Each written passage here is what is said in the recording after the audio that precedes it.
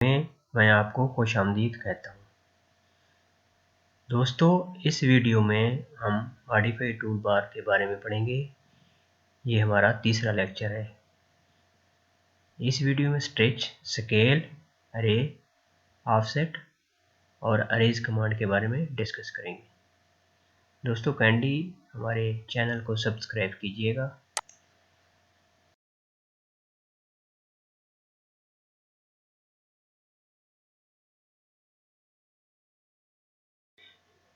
इस वीडियो में मैं आपको खुशामदीद कहता हूँ। दोस्तों, मॉडिफाई टूल बार को एक्सप्लेन करने के लिए ये हमारा तीसरा लेक्चर है। उम्मीद है आपने पिछले 2 लेक्चर भी देखे होंगे। आइए हम बढ़ते हैं नेक्स्ट कमांड की तरफ। नेक्स्ट कमांड है अरेज। ठीक है दोस्तों, जैसा कि इसके नाम से ज़ाहिर है, अगर आपने ड्राइंग में कोई ऑब्जेक्ट डिलीट करना हो या अरेज करना हो तो इस कमांड का इस्तेमाल करते हैं। ठीक है, ये मॉडिफाई टूल बार में ये कमांड अवेलेबल है। आप इस कमांड को यहाँ से एक्टिव कर सकते हैं या फिर इसका शॉर्टकट है ई फॉर अरेज। इंटर किया, इंटर करने के बाद आप को जो ऑब्जेक्ट डिलीट करना है वो ऑब्जेक्ट सेलेक्ट करेंगे, उसके बाद फिर इंटर करेंगे, वो ऑब्जेक्ट डिलीट हो जाएगा। ठीक है दोस्तों, इसके किसी भी ऑब्जेक्ट को डिलीट करने के लिए मुख्तलिफ ऑप्शन हैं। आप मुख्तलिफ तरीक़ों से ऑब्जेक्ट को डिलीट कर सकते हैं। एक तो अरेज कमांड है। ऑब्जेक्ट को सिलेक्ट किया, सिलेक्ट करने के बाद उस ऑब्जेक्ट को सिलेक्ट किया आपने, सिलेक्ट करने के बाद उस ऑब्जेक्ट को आप राइट क्लिक करके ई अरेज कमांड, ऑब्जेक्ट सेलेक्ट किया, इंटर किया, ये ऑब्जेक्ट डिलीट हो गया। ठीक है दोस्तों, ऑब्जेक्ट को सिलेक्ट करेंगे, सिलेक्ट करने के बाद राइट क्लिक करेंगे, राइट क्लिक करने के बाद ये अब आपके सामने अरेज कमांड है। इससे भी आप डिलीट कर सकते हैं। या फिर आप ऑब्जेक्ट को सिलेक्ट करेंगे, सिलेक्ट करने के बाद कीबोर्ड से डिलीट कमांड या कीबोर्ड से डिलीट का बटन प्रेस करेंगे तो उससे भी वो ऑब्जेक्ट डिलीट हो जाएगा। ठीक है दोस्तों, ये तो थे 3 तरीके। इनको इस्तेमाल करके आप किसी भी ऑब्जेक्ट को डिलीट कर सकते हैं। इसके बाद है next command explode.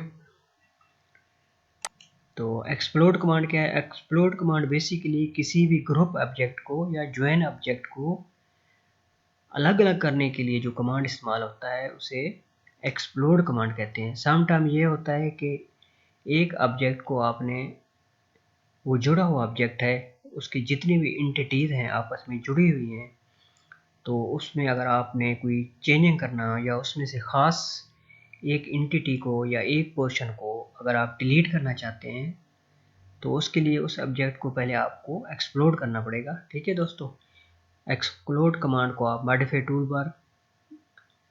Tool bar से एक्टिव कर सकते हैं या फिर उसके लिए शॉर्टकट है एक्स फॉर एक्सप्लोड। इंटर किया, इंटर करने के बाद आपने उस ऑब्जेक्ट को सिलेक्ट करना है। ठीक है दोस्तों, अब आपके सामने ये ऑब्जेक्ट है। इस ऑब्जेक्ट में से एक लाइन, सपोज इस लाइन को मैं डिलीट करना चाहता हूँ, तो ये एक जुड़ा हुआ ऑब्जेक्ट है, ग्रुप ऑब्जेक्ट है। मीन इसमें से अगर इसको मैं डिलीट करूँगा तो ये पूरा ऑब्जेक्ट डिलीट होगा, लेकिन मुझे ये वाली लाइन डिलीट करनी है। तो इसके लिए पहले मैं इस ऑब्जेक्ट को एक्सप्लोड करूँगा। ठीक है दोस्तों, एक्सप्लोड किया, करने के बाद ये देखें अलग अलग हो गया, इस लाइन को मैंने डिलीट कर दिया। तो बेसिकली एक्सप्लोड का ये इस्तेमाल है। बाज़ औक़ात ऑटोकैड में ब्लॉक एक फ़ीचर है, उस ब्लॉक फ़ीचर के थ्रू आप जो ऑब्जेक्ट बनाते हैं वो एक जुड़ा हुआ ऑब्जेक्ट होता है, उसकी सारी लाइन कनेक्टेड होती हैं, उनमें आप अल्ट्रेशन या चेंज नहीं कर सकते। तो चेंज करने के लिए या उसमें से कोई ख़ास एंटिटी को डिलीट करने के लिए उस ऑब्जेक्ट को पहले एक्सप्लोड करना पड़ता है। मॉडिफाई टूल बार में जो नेक्स्ट कमांड है वो है स्ट्रेच। दोस्तों, जैसा कि इसके नाम से भी ज़ाहिर हो रहा है कि किसी भी ऑब्जेक्ट को स्ट्रेच करने के लिए जो कमांड यूज़ होता है उसे स्ट्रेच कमांड कहते हैं। स्ट्रेच कमांड से आप किसी भी ऑब्जेक्ट को उसकी लेंथ या विड्थ उसको बढ़ा भी सकते हैं स्ट्रेच करने से, और उसकी लेंथ या विड्थ को कम भी कर सकते हैं। ठीक है दोस्तों, तो आइए दोस्तों इस कमांड को हम यूज़ करते हैं। स्ट्रेच कमांड लिया, लेने के बाद मैंने ऑब्जेक्ट को सिलेक्ट किया, सिलेक्ट करने के बाद बेस पॉइंट दिया। बेस पॉइंट ये अहम चीज़ है दोस्तों, उस जो बेस पॉइंट देंगे उससे नेक्स्ट वो ऑब्जेक्ट बढ़ेगा। मीन जैसे इस रेक्टेंगुलर को मैंने स्ट्रेच करना है या इसका एक पोर्शन, ये लाइन मैंने सेलेक्ट किया है, जैसे मॉडिफाई टूल बार में नेक्स्ट कमांड है stretch. Stretch command modify tool bar से पिक कर सकते हैं, या आपके सामने स्ट्रेच कमांड है, या फिर इसका शॉर्टकट है एस इंटर। उसके बाद आपने जिस ऑब्जेक्ट को स्ट्रेच करना है उस ऑब्जेक्ट को सिलेक्ट करेंगे। ये मैंने सपोज इस रेक्टेंगल को स्ट्रेच करना है, इसको दोस्तों इसको आप ग्रीन विंडो से सिलेक्ट कीजिएगा, वरना ये दूसरी साइड से अगर इसको सॉरी राइट से लेफ्ट आपने सेलेक्ट करना है ताकि ये सिलेक्ट हो जाए। ठीक है दोस्तों, इस रेक्टेंगल को मैंने सेलेक्ट किया, सेलेक्ट करने के बाद इंटर किया, इंटर करने के बाद अब मैं बेस पॉइंट दूंगा कि कहाँ से आपने इसको स्ट्रेच करना है। ठीक है, ये बेस पॉइंट दिया, बेस पॉइंट देने के बाद ये अब आपके सामने ये देखें रेक्टेंगल स्ट्रेच हो रहा है।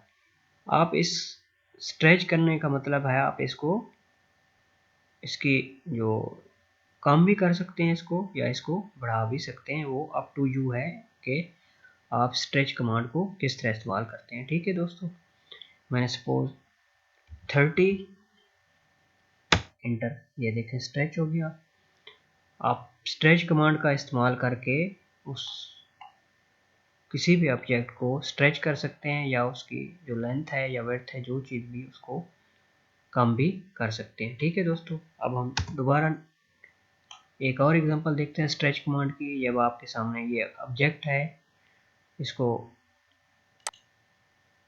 मैंने सिलेक्ट किया, सिलेक्ट करने के बाद अब इसको मैं स्ट्रेच करना चाहता हूँ। ये अब आपके सामने देखिए इसका जो नेक्स्ट पोर्शन है वो स्ट्रेच हो रहा है, बाकी पिछले वाला पोर्शन वो स्ट्रेच नहीं हो रहा।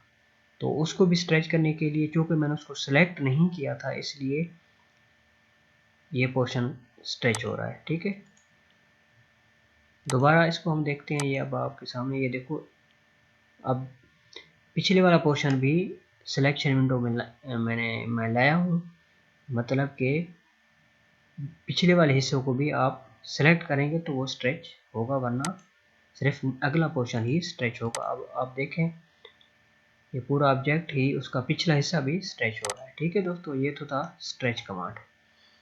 स्ट्रेच कमांड के बाद हम जो अगला नेक्स्ट कमांड है वो है स्केल। ठीक है दोस्तों, स्केल कमांड को मैंने मॉडिफाई टूल बार से पिक किया स्केल,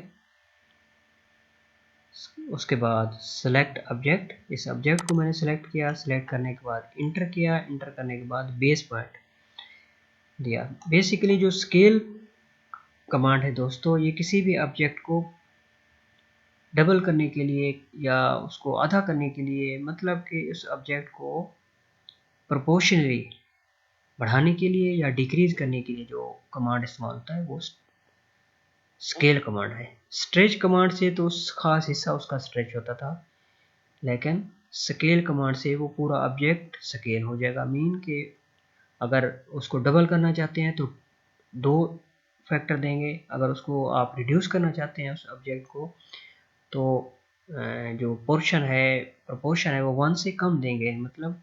ठीक है दोस्तों, ये तो scale command. Specify base point, इसमें बेस पॉइंट इंपॉर्टेंट है। आप जो बेस पॉइंट देंगे उस पॉइंट से फर्दर वो वाला पॉइंट फिक्स रहेगा, उस पॉइंट से मज़ीद जो है ना वो ऑब्जेक्ट एक्सटेंड होगा या रिड्यूस होगा। ठीक है, मैंने ये बेस पॉइंट दिया। अब आप देखें ये इसको, ये ऑब्जेक्ट अब आपके सामने, इसको मैं अगर ये देखें बेस पॉइंट दिया, बेस पॉइंट देने के बाद मैंने इसका स्केल फैक्टर 2 दिया, 2 देने के बाद इंटर किया। अब आपके सामने ये ऑब्जेक्ट डबल हो गया है। ठीक है दोस्तों, दोबारा स्केल कमांड, ऑब्जेक्ट को सिलेक्ट किया, सिलेक्ट करने के बाद बेस पॉइंट दिया, बेस पॉइंट देने के बाद मैंने इसको 0.5 दिया, स्केल फैक्टर 0.5। अगर स्केल फैक्टर आप 1 से ज़्यादा देंगे तो ऑब्जेक्ट इंक्रीज होगा तो साइज उसका बढ़ेगा। अगर स्केल फैक्टर 1 से कम देंगे, 0.5 देंगे तो आधा होगा उसका, 0.25 देंगे तो उसका चौथा हिस्सा रह जाएगा। अगर आप 2 देंगे तो डबल हो गया, 3 होंगे तो 3 गुना बढ़ेगा, 4 देंगे तो 4 गुना बढ़ेगा। ठीक है दोस्तों, ये था स्केल का फैक्टर। अब ये आपके सामने एक रेक्टेंगल है, इसको मैं स्केल करना चाहता हूँ, इसको मैं डबल करना चाहता हूँ। अब आप देख लीजिए दोस्तों, ये बेस पॉइंट दिया, इसको मैंने 2 दिया, ये ऑब्जेक्ट क्या हुआ, डबल हो गया। ठीक है, मजीद दोबारा इसको मैं स्केल करता हूँ, 0.5 दिया तो वही पुराने वाला ऑब्जेक्ट आपके सामने रिस्टोर हो गया। ठीक है दोस्तों, इसमें एक और जो इसका इस्तेमाल है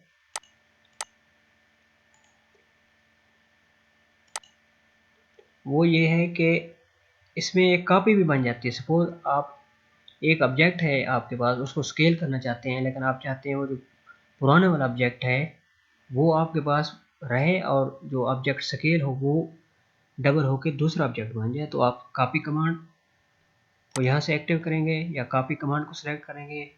उसके बाद इसको मैं 2 किया, ये देखिए अब आपके सामने दोनों ऑब्जेक्ट हैं। ये डबल वाला ऑब्जेक्ट है जो डबल होके एक रेक्टेंगल बन गया और प्रीवियस रेक्टेंगल भी आपके पास मौजूद है। ठीक है दोस्तों, ये तो स्केल कमांड।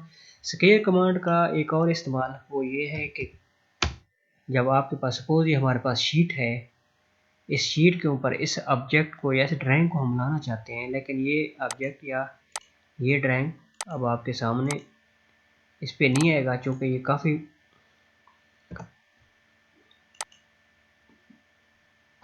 ये ऑब्जेक्ट या ड्राइंग ये इस शीट पे इसलिए नहीं आएगा क्योंकि ये इस शीट से काफ़ी बड़ा है, इसलिए इस ऑब्जेक्ट को इस शीट पे, ये अब आपके सामने मैं इसको मूव करके ला रहा हूँ, ये इस शीट पे नहीं आ रहा।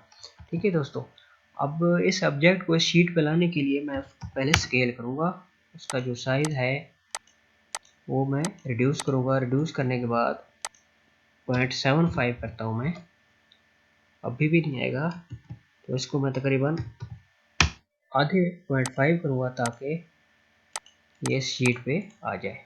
ठीक है दोस्तों, 0.5 जब आपके सामने इसको मूव करा के मैं इस शीट पे ले जाता हूँ, ये शीट के ऊपर आ गया। दोस्तों ये तो था स्केल कमांड का इस्तेमाल। दोस्तों मॉडिफाई टूल बार में जो नेक्स्ट कमांड है वो है एरे। ठीक है दोस्तों, एरे टूल कमांड्स के मुख्तलिफ ऑप्शंस हैं, रेक्टेंगल अरे, पाथ अरे और पोलर अरे। इन सब को हम बारी बारी अप्लाई करते हैं और बारी बारी हम डिस्कस करेंगे। सबसे पहले तो मैं आपको ये बताता चलूँ कि एरे कमांड क्या है। दोस्तों जब एक ही ऑब्जेक्ट के मल्टीपल कॉपीज़ आपको एक पैटर्न में चाहिए तो उस ऑब्जेक्ट को एक पैटर्न में बनाने के लिए मल्टीपल कॉपीज़ जो कमांड यूज़ होती है उसको एरे कमांड कहते हैं। ठीक है, सबसे पहले हम लेते हैं रेक्टेंगल अरे। ठीक है दोस्तों, ये कमांड मैंने पिक किया, पिक करने के बाद उस जिस ऑब्जेक्ट को मैंने एरे करना है उस ऑब्जेक्ट को सिलेक्ट किया, सिलेक्ट करने के बाद इंटर किया, इंटर करने के बाद अब आपके सामने ऊपर एक डायलॉग बॉक्स ओपन हो गया। ठीक है दोस्तों, इसमें रेक्टेंगल अरे में अब आपके सामने ये एक अरे इस रेक्टेंगल के कुछ बन गए हैं। ठीक है, तो मज़ीद इनको हम एडिट करते हैं इसकी फीचर्स को ताकि हमें समझ आए। ठीक है दोस्तों, अब आपके सामने आप देख रहे हैं इसमें कुछ कॉलम्स हैं, 1 2 3 4 कॉलम हैं और इसमें 3 रोज़ हैं। तो इनको आप चेंज कर सकते हैं। ये आ रहा है कॉलम्स, सपोज मुझे 5 कॉलम चाहिए, 5 इंटर। अब इन कॉलम्स के बिटवीन कितना डिस्टेंस है वो भी आप दे सकते हैं। यहाँ पे 45 है, सपोज मुझे 50 चाहिए, मैंने 50 इंटर किया। ठीक है दोस्तों, टोटल ये बता रहा। अच्छा, नंबर ऑफ रोज 3 हैं बट मुझे नंबर ऑफ रोज चाहिए 6, ये 6 रोज। ठीक है दोस्तों, इन रोज के दरम्यान में जो डिस्टेंस है वो 30 है, वो मैं 50 करता हूँ। 50 करने के बाद अब आपके सामने ये एक पैटर्न ड्रा हो गया। इनको आप अपनी मर्जी से चेंज कर सकते हैं। ठीक है दोस्तों, ये तो समझ गए होंगे कि एक रेक्टेंगल को हमने डिफरेंट एक पैटर्न के तहत उसकी अरे बनाई रेक्टेंगल शेप में, यानी कि रोज और कॉलम की सूरत में। ठीक है दोस्तों, तो इसको हम अप्लाई कर देते हैं। अप्लाई करने के बाद ये इंटर किया, इंटर करने के बाद अब आपके सामने ये एक रेक्टेंगल अरे बन गया। अगर आप दोस्तों इनको एडिट करना चाहते हैं, आप इस पर दोबारा क्लिक करेंगे, डबल क्लिक करने के बाद आप एडिट कर सकते हैं। दोबारा वही डायलॉग बॉक्स आपके सामने ओपन हो गया। उस डायलॉग बॉक्स को ओपन करके आप इस पैटर्न को मॉडिफाई कर सकते हैं। सपोज मुझे जो कॉलम चाहिए वो 3 चाहिए और जो रो चाहिए वो मुझे 4 चाहिए। इनके दरम्यान में जो डिस्टेंस है 2-5 चाहिए। ठीक है, और कॉलम के दरम्यान में भी डिस्टेंस 2-5 चाहिए। ठीक है दोस्तों, ये डिस्टेंस बहुत कम है तो इनको हम बढ़ाते हैं, 30 करते हैं, 30, और इस तरफ भी 30। अब आपके सामने ये एक एरे है, तो रेक्टेंगल एरे बन गया आपके सामने दोस्तों। Party inter. अच्छा, इसमें जो दूसरा ऑप्शन है वो है पोलर अरे का। ठीक है दोस्तों, पोलर अरे का, उसके हम एक रेक्टेंगल ड्रा करते हैं यहाँ पे, सॉरी सर्कल ड्रा करते हैं। दोस्तों रेक्टेंगल अरे आपके सामने, इसमें रोज और कॉलम है। अगर आपको यही रोज और कॉलम नहीं चाहिए बल्कि सर्कुलर एक ऑब्जेक्ट के जो एक पैटर्न है वो सर्कुलर चाहिए, सर्कल के क्रॉस, तो उसके लिए जो अरे यूज होता है वो पोलर अरे यूज होता है। ठीक है दोस्तों, ये पोलर अरे लिया मैंने, ऑब्जेक्ट को सिलेक्ट किया, इंटर किया, इंटर करने के बाद इस कह रहा है इस अरे का आपने सेंटर पॉइंट स्पेसिफाई करें। सपोज ये सेंटर पॉइंट मैं देता हूँ। अब आपके सामने ये देखें, ये अरे बन गया पोलर अरे। ऊपर एक डायलॉग बॉक्स भी ओपन हो गया। इसमें एटम 6 हैं, मुझे 10 एटम चाहिए, 10, इंटर।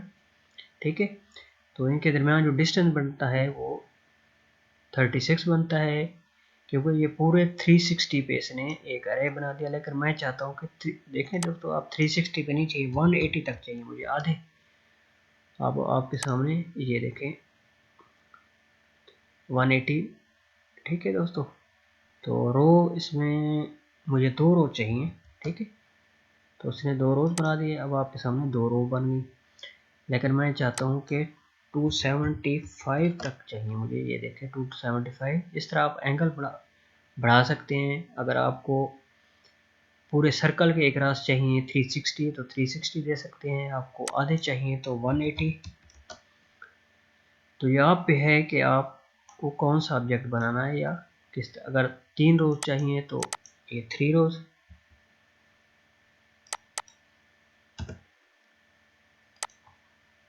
3 इंटर, ये 3 रोज बन गए। ठीक है दोस्तों, इस तरह आप पोलर अरे भी बना सकते हैं। ऑब्जेक्ट आप एटम बढ़ा सकते हैं। सपोज हमें 15 एटम चाहिए तो मज़ीद ये क्लोज हो गए, 15 एटम बन गए। तो ये अप टू यू है कि आपको किस तरह का ऑब्जेक्ट चाहिए। तो आप इस पोलर अरे को यूज़ करके इस तरह का पैटर्न बना सकते हैं। ठीक है दोस्तों, ये तो था पोलर अरे। और अरे का जो तीसरा फॉर्म है वो है अरे अगेंस्ट अ पाथ।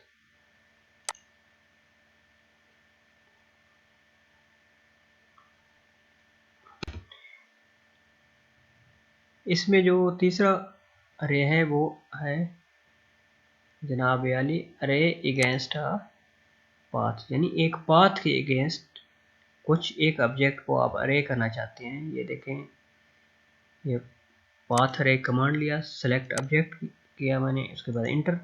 अब वो पूछ रहा है किस पाथ के अगेंस्ट आपको अरे चाहिए। इस पाथ के अगेंस्ट मैंने पाथ सेलेक्ट किया, उसके बाद इंटर कर दिया। इंटर करने के बाद आपके सामने डायलॉग बॉक्स ओपन हो गया कि इसमें जो डिस्टेंस है इनके बिटवीन कितना चाहिए। ठीक है दोस्तों, मुझे 50 डिस्टेंस इंटर, तो इसमें एटम कम हो गए। मज़ीद आप एटम कम या ज़्यादा देखें, यहाँ से पकड़े आप एटम बढ़ा, इनके दरमियान जो डिस्टेंस है वो कम बढ़ाते जाएं तो एटम कम होते जाएंगे। इनके दरमियान जो डिस्टेंस है वो आप कम करते जाएं तो एटम बढ़ते हैं। यहाँ से पकड़ेंगे तो ठीक है दोस्तों, इनके जो रोज़ हैं वो बढ़ती जाएंगी। आपको कितने रो चाहिए ये आप बढ़ाते जाएं। तो इस तरह इस कमांड को यूज़ करके आप मुख्तलिफ अरे बना सकते हैं। मॉडिफाई टूल बार में जो नेक्स्ट कमांड हम डिस्कस करने वाले हैं वो है ऑफसेट। ठीक है दोस्तों, ऑफसेट कमांड बेसिकली अगर किसी ऑब्जेक्ट को ऑफसेट करना है, आपको ख़ास डिस्टेंस पे उसी ऑब्जेक्ट की कॉपी चाहिए, तो उसके लिए ऑफसेट कमांड इस्तेमाल होता है। कॉपी कमांड और इसमें एक डिफरेंस ये है कि कॉपी कमांड से अगर एक ऑब्जेक्ट को आप कॉपी करते हैं तो उसकी अगर एंगुलर ऑब्जेक्ट को कॉपी करना चाह रहे हैं तो उस एंगल पे ऑब्जेक्ट कॉपी नहीं होती, जबकि ऑफसेट कमांड में उसी एंगल पे ख़ास डिस्टेंस पे वो चीज़ ऑफसेट हो जाती है। ठीक है दोस्तों, उसके लिए मैंने मॉडिफाई टूल बार से ऑफसेट कमांड पिक किया। पिक करने के बाद उसके लिए सबसे पहले जो डिस्टेंस है वो सेट करना पड़ता है कि कितने डिस्टेंस पे उस ऑब्जेक्ट को ऑफसेट करना है आपने। सपोज मैंने 1 रखा हुआ है, 1 इंटर।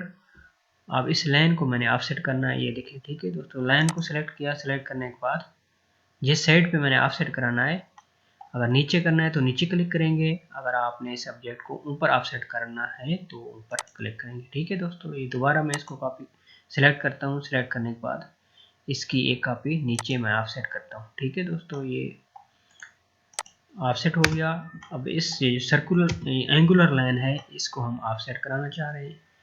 इस ऑब्जेक्ट को सिलेक्ट किया। सिलेक्ट करने के बाद मैंने इसको ऊपर ऑफसेट किया।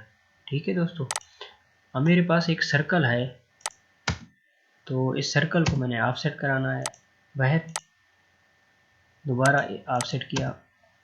ठीक है, तो इसमें दोस्तों आपके सामने हम ऑफसेट कमांड को डिस्कस कर रहे थे। तो सपोज इस प्लेन को मैंने ऑफसेट कराना है, इसके अंदर मैंने एक ऑफसेट कराया, एक पैर। ठीक है दोस्तों, ये तो था ऑफसेट कमांड। तो ये हमारे मॉडिफाई टूल बार में जितनी भी इंपॉर्टेंट कमांड थी वो सारे हमने डिस्कस कर लिए। उम्मीद है आपको ये वीडियो अच्छी लगी होगी। थैंक यू, अल्लाह हाफिज़।